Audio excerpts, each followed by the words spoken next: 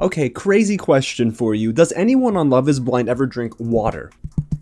Water, H2O, not the tequila and vodka. That's all they drink.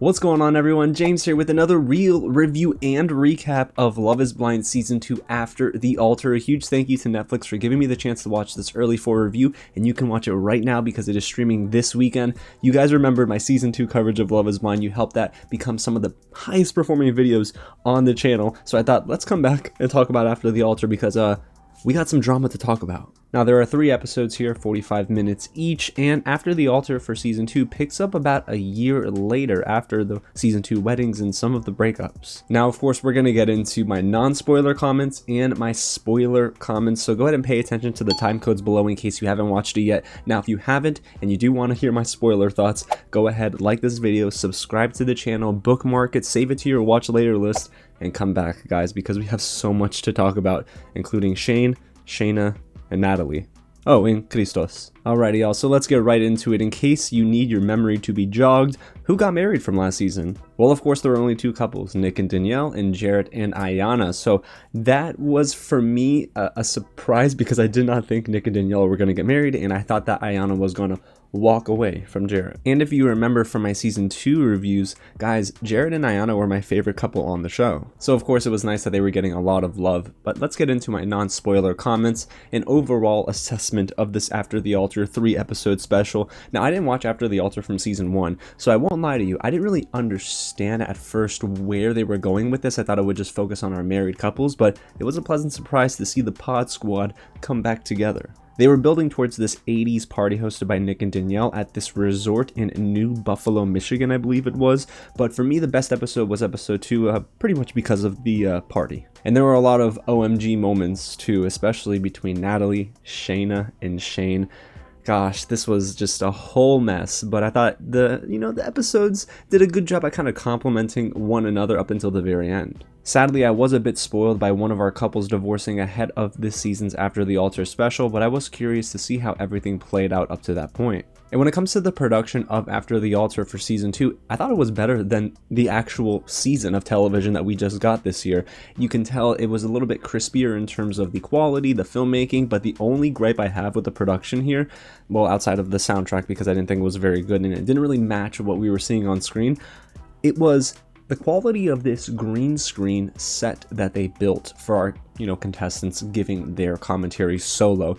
Oftentimes I could see that like Shayne's ear was missing, Shayna's foot is like levitating off of the ground, you have Iyanna, like you can tell that they are on a green screen set, and it was terribly distracting. But at least outside of that, there were some grounded moments for this season's After the Altar, and that came via Iyanna and Jarrette, especially during their family dinner scene. I really appreciated that moment of reality where you can tell that both of them were struggling a little bit, and well, they had to go to their parents and sort of hopefully reset. And Jarrette's father was dropping some dimes of knowledge, y'all. You can tell he's a pastor, right? But I loved exactly how they build around that scene. Now, when it comes to the pacing of these episodes, I will say that the After the Altar special loses a lot of steam in episode 3 for me, where things just sort of begin to drag out. There's almost too much of a heavy emphasis on Nick and Danielle here, and I don't think they're a very interesting couple, to be honest with you, and I didn't think that in Season 2 anyway, so the amount of time and attention that is paid to them here in this 3-episode special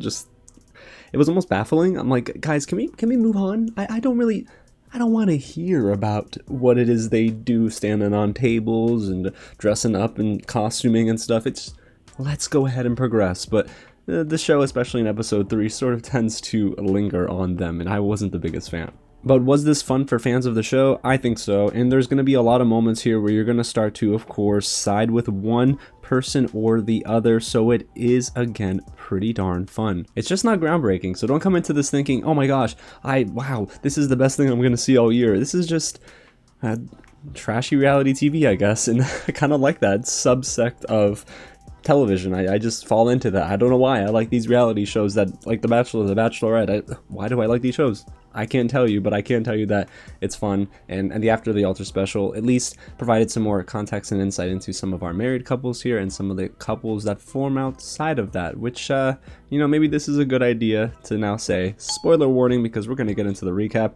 There are some couples that sort of came about outside of, well, the season itself. But let's go ahead and be patient and begin with who we just talked about, which was Nick and Danielle, because I want to get them out of the way first. Again, not very interesting, but there were some things in there that we could talk about. At the beginning, you can tell that Danielle and Nick seem to be going strong, living in Chicago, sharing interests in costuming and standing on tables like we just mentioned, but they do a very good job at making sure we're reminded that Nick and the Pod Squad do not like shake. They got that out of the way very early, guys, in this season 2 After the Altar special. But I thought that it was cool to get a glimpse into their lives. Again, it just kind of lingered a little too long, but it was surprising that we got some surprise appearances that I didn't think we would get from Shaina and her, well, at the time, boyfriend, Christos. He's Greek.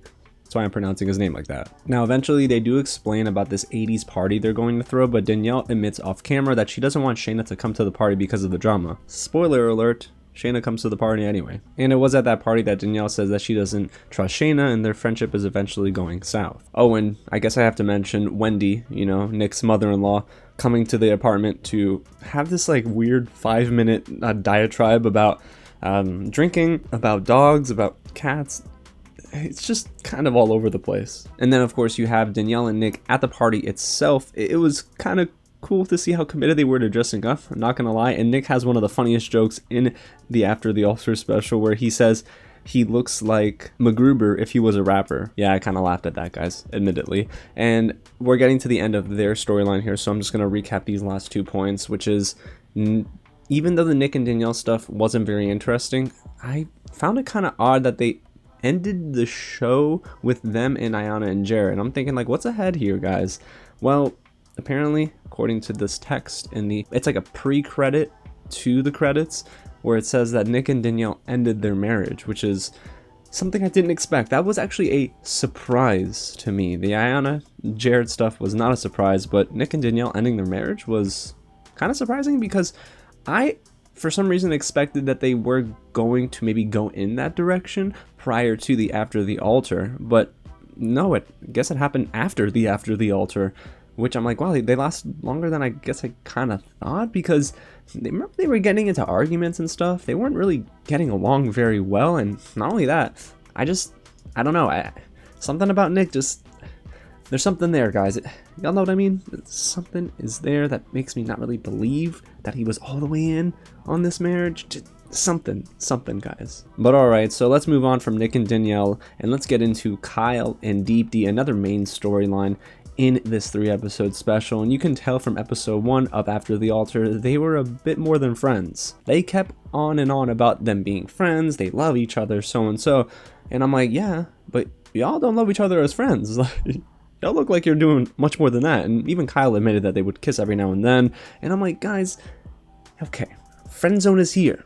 Y'all continue to expand this boundary. Like, y'all are gonna have to hop over eventually and get into a relationship. And, well, let me not get ahead of myself. And I'm kind of glad that the producers didn't bring Shake into this 80s party. Deepti would have popped off that whatever they were drinking out of, that big ice sculpture, probably would have ended up on Shake's head. But again, there was this back and forth tug of war match where Kyle was like, I want to be exclusive friends, and Deepti's like, we're exclusive friends, and then Kyle's like, maybe not, and then Nick is giving advice. Of all people, Nick is giving advice to Kyle, but Kyle makes that leap at the 80s party, sort of, and then again at their apartment, and then that's when Kyle asks Deepti to be more than just friends. Deepti says yes. Kyle is overjoyed, of course, and Deepti seems very happy, and now I'm very curious about their relationship, because it's almost weird how I feel like they worked out better in a way than Kyle and Shaina. Yeah. Okay, so let's move on from that, because there's not much more to Kyle and Deepti than what we just talked about. And let's get into some tea, y'all. Mallory and Sal. Where is the air horn? You know, that bam, bam, bam. Like, oh my gosh, y'all, it was awkward. So Mallory reveals to her girlfriends that she is single, and Sal eventually reveals that he has a girlfriend named Jessie, who actually he brought to the resort. The tension, yo. Oh my gosh, it was really, really, really awkward watching this unfold, but I could not take my eyes off of it. Why? Anyway, Jessie was getting the villain cut. Y'all know what I'm talking about. If you're fans of The Bachelor or The Bachelorette, you guys know what the villain cut is, and Jessie was getting that, even though, by the end, I didn't really agree with it. Jessie did nothing wrong. She just loves Sal, Sal loves her, and Mallory was just, well, she did some things apparently. But before we get there, let's talk about the party, right? So Jessie and Sal, everyone's dressing up, and they come in, and their outfits were kind of scandalous, y'all. I was thinking like, oh, okay, so that's what you guys are into? All right. But Sal and Mallory eventually have a conversation one-on-one, and then Jessie interrupts, kind of in a very abrupt way, to have a one-on-one conversation with Mallory herself. Yeah, Jessie was favoring that bottle, y'all. You can tell she was totally gone. But both convos to me had little to no substance, but I do think it's mainly because Sal was like, I don't really want to have this conversation, and then Mallory's thinking to herself too, I'm still putting up boundaries. So both of them, I think they've moved on, but it's like one moved on completely, and then the other, Mallory, has moved on with still a little bit of resentment in her heart. And I'm thinking, oh man, this is not healthy. And then eventually Sal has a meeting with his siblings that we all remember from season 2. And then he brings up talking about wanting to be engaged to Jessie and even having a ring. But that wasn't even the most interesting part of that conversation, you guys. Sal apparently says, I'm tired of protecting Mallory. And then I thought, what do you mean protecting Mallory? Sal tells a story to his siblings that apparently 1 week before their wedding, they had a shopping date. And then he got stood up and Mallory never showed, but instead of just not simply showing up, Mallory apparently got drunk and ended up with a random guy in a car, got dropped off, and well, let's just say I'm sure Sal wasn't very happy. And that's a story we had not heard before. And in the post-credits scene, actually, Mallory, she refutes that claim and says it was with one of her good friends and nothing happened and that Sal was just playing the victim. I don't know, y'all.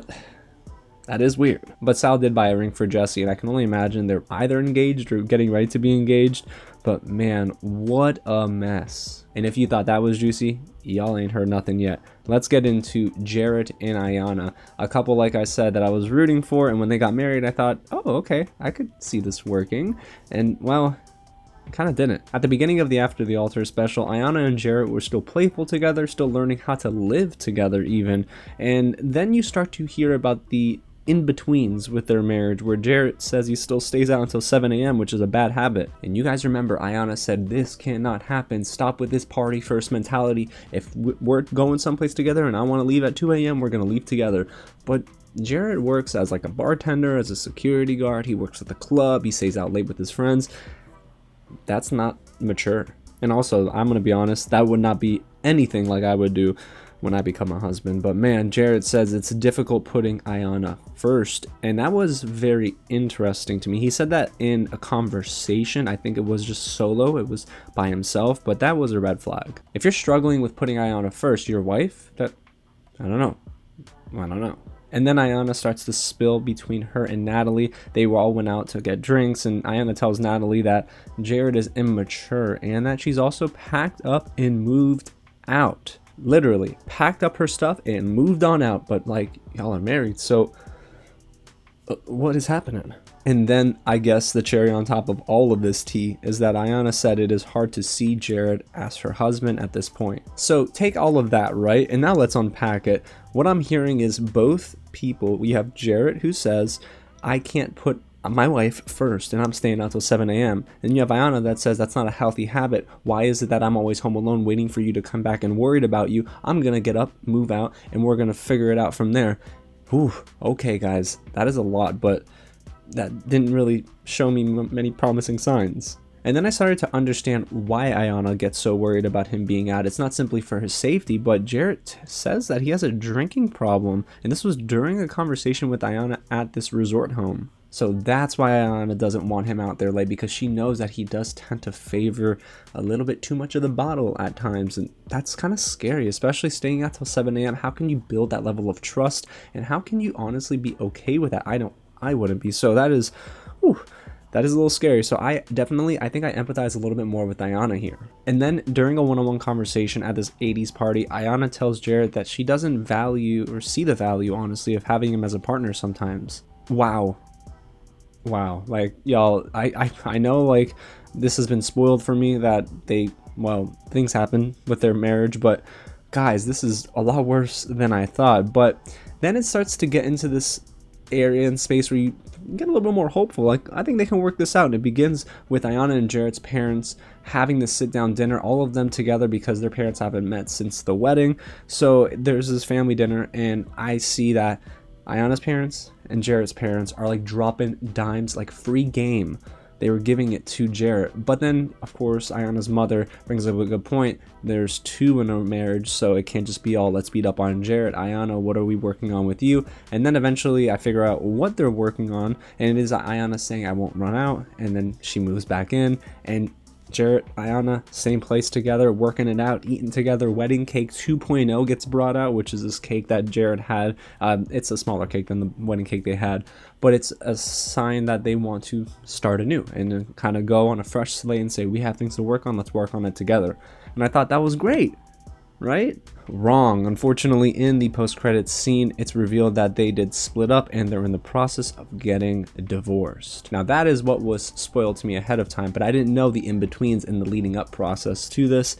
And to be honest with you guys, I just think, if I had to take a guess, Iyanna was she just couldn't do it anymore. Maybe Jarrette was falling back on his old habits one too many times, but I kind of don't blame her, because you remember in season 2, Jarrette's first choice was Mallory. Iyanna was his second choice. And I even said in my recaps and reviews, Iyanna, do not play yourself, girl. You are not second fiddle to anyone. You can't think of yourself that way.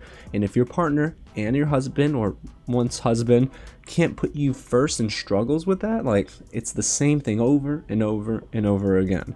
So, man, it's sad to see that they ended up that way. I pray for both of them to find the healing they need.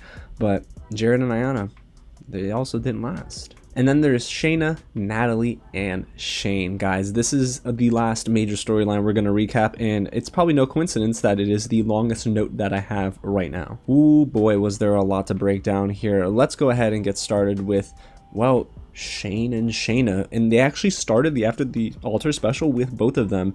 And I'm going to be honest, y'all, they almost a little too friendly. I mean, between taking selfies together and then pretending like nothing happened when clearly something probably did happen, it's very suspicious. But Shayne does reveal that at one point Natalie and him were re-engaged, and then they broke it off again, and then we find out why that happened. Well, Natalie, they pretty much spent all 3 episodes breaking down this huge point of conflict between Natalie and Shayne, where apparently Shayne and Shaina were DMing each other, and according to Natalie, Shaina, I believe it was, sent a sexual message to Shayne, and then he replied, and they were being very flirtatious. Now listen, they already had a really rough time of things after Shayne said something pretty disrespectful to Natalie, so Natalie was already kind of like putting him on thin ice, and this just broke the floor, and everything just kind of erupted from there. And yeah, I think in this instance I do agree with Natalie that it ain't okay to flirt with someone who at one point y'all were expressing feelings for, and Shaina was, well, I think Shayne was ready to propose to Shaina, and then Shaina said, I'm going with Kyle, and then Shayne's heart was broken. So again, this whole like Natalie playing second fiddle to Shayne's heart in a way didn't really work out for their trust issues. But then Shaina reveals that she has a boyfriend, he's Greek, and that he actually bought a house for them and then sold it. So the man's like flipping houses, I guess? I don't know. But his name is Christos, and eventually they do get engaged, you guys, which is crazy, and it happened the night before the 80s party. That's not a coincidence. I think that's messy. There were some producers involved in that. But I gotta say one thing, on a production level. Why are you filming your engagement video on a cell phone vertically? No, it's a party foul. So eventually, yes, Shaina and Christos come to this 80s party, and Natalie's faces the entire show, especially in episode 2, were hilarious, but also like, don't mess with her right now. And then Danielle was the one to spill the beans to Shaina and Christos about Natalie saying, hey, Shayne and Shaina had these flirtatious messages. They were inappropriately sending messages to one another while Shaina was with Christos. I'm like, yeah, okay. Like, this is crazy. And surprisingly, Shayna did the right thing by telling Christos, okay, we're just gonna leave the party. Now, I thought that they were gonna blow up that party, that this was gonna be a crazy throwdown, but it did not lead to that. Anticlimactic, yes, but also mature. So this whole time, I'm trying to figure out who is telling the truth. Is it Natalie telling the truth about Shayne and Shayna having those DMs together, or is it Shayna who says that they were just playful messages, there was nothing behind them, that Shayne apparently also agrees with Shayna that there was nothing behind these messages? But there's something interesting here, you guys. If there was nothing behind these messages, I want to know why at one point Shayne called his DMs with Shayna a mistake. I have a note here that says, well, I think it was during a conversation with, who was it? I think it was the guys or something like that. I don't know. But Shayne called his messages with Shayna a mistake. And I thought, it ain't a mistake if there's nothing behind it, right? So what are we hiding here? So I do feel bad for Natalie, honestly. And then I started to think, okay, well, at one point, Natalie's just going to get fed up and say, here are the DMs. I took a screenshot, so and so and so. But it seems like Natalie did not save the receipts, because in the mid-credits scene, everyone says, oh, I haven't seen the messages. A ton of contestants were saying that no one's seen the text messages or the DMs. So maybe Natalie was stretching the truth just a little bit. It's totally possible, but I also don't think Natalie's in the wrong based on previous history and context between Shayna and Shayne. So I'm curious to hear what you guys think. Let me know in the comments. Who do you think was telling the truth, Natalie or Shayna?